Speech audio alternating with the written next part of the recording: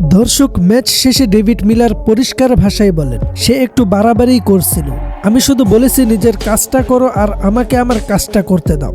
ঘটনাটা ছিল ওয়াশিংটন সুন্দরের আচরণ নিয়ে।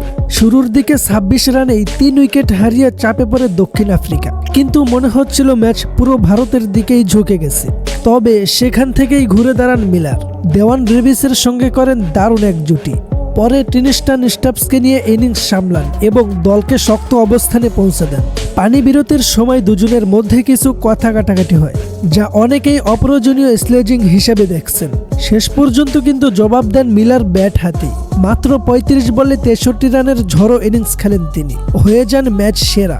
ক্রিকেটে উত্তেজনা থাকবেই, কিন্তু সীমা মানাটা কি জরুরি নয়? তবে প্রিয় দর্শক, শেষ পর্যন্ত পারফরম্যান্সই আসল কথা বলে, আর এই ম্যাচে সেটাই প্রমাণ করেছেন মিলার। আপনারা কি মনে করেন, এটা কি স্বাভাবিক মাঠের ঘটনা নাকি সীমা ছাড়িয়ে গেছে? কমেন্ট করে অবশ্যই জানাবেন।